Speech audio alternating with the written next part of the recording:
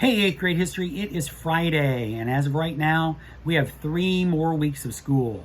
Hopefully you're keeping up with your studies. Hopefully you're keeping up with your assignments. Soon you'll be giving the last test, and then we'll have a week at the end of the school year where we just clean up everything, and hopefully you're going to get that done too. I wanted to talk to you about, we were talking yesterday about race relations and about civil rights. And there are 2 people that I believe, especially in the 1940s and the 1950s, that really galvanized, really brought the idea of race relations to the forefront. The first one is outlined in your notes in the section 1, I think it's section 1, quiz questions, and that is Jackie Robinson. Moses Fleetwood Walker played Major League Baseball in 1890 and left the game shortly afterwards. He was the very first and the very last black guy for a long time. So 1890, he leaves the game. And so the Major League Baseball decided that they would not allow anybody of color, whether you were Hispanic and black or whether you were just American and black, you were not allowed to play Major League Baseball. As a matter of fact, Rube Foster, a black guy from Texas, actually created what he called the Negro Leagues. And he created a major leagues for black guys to be able to play Major League Baseball, but not in Major League Baseball, in what they called the Negro Leagues. Well, after the war, again, I was telling you that we started questioning why we are segregating blacks in particular, but other races too.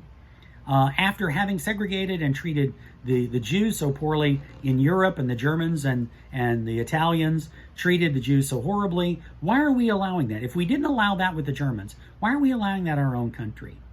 So Branch Rickey, who was the general manager of the then Brooklyn Dodgers, who, by the way, was from Ohio, was a coach at Ohio Wesleyan University in Delaware, Ohio, which I have driven by 1,000 times.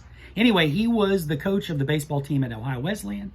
He was the coach of the baseball team in St. Louis, and then he moved to Brooklyn when the Dodgers were still in Brooklyn. They moved to Los Angeles in 1958. But in 1947, he decided that there should be a opportunity for blacks to play Major League Baseball. And so coming along was a guy by the name of Jackie Robinson, who is a 2-sport all-star at UCLA. He played football and baseball. He was a lieutenant in the United States Army. And when he got out of the Army, he went back to playing in the Negro Leagues. And they said to him, we'd like for you to be the first black guy in 50 years to play Major League Baseball and integrate Major League Baseball. Now, it sounds easy. Not easy. And if you've seen the movie 42, if you're interested, that's a movie you can watch about Jackie Robinson. He changes not only Major League Baseball, he changes American culture. Now all of a sudden, white people are rooting for a black guy to do well on their team. That had never happened before, okay? A second person who came along right shortly after that was a lady that I'm sure you have heard about by the name of Rosa Parks. Again, Jim Crow laws said that on a city bus, black people had to sit in the back of the bus. There was a line, there was a little sign, and it said, colored in the back, whites in the front. And she had worked a full day, and she was tired. And she got on the bus, and she sat in the front seat. And they said, excuse me, you need to go to the back of the bus. And she said, I'm not going to the back of the bus.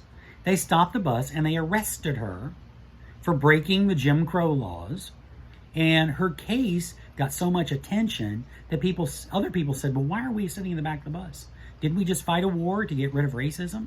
And so these 2 people were the beginning of the idea of civil rights for everyone, no matter what color you are, no matter where your family's from. So right after World War II, these 2 people were very pivotal in changing the personality of the country, changing the attitudes of the country. And so these are 2 people that we celebrate and 2 people that we remember from history, even though 1947 was, 67 years ago? 63 years ago? Yeah. No, 73 years ago. Sorry. 73 years ago. So we still remember this. And by the way, on April 15th, every year, Major League Baseball, all the Major League Baseball players wear number 42 in honor of Jackie Robinson.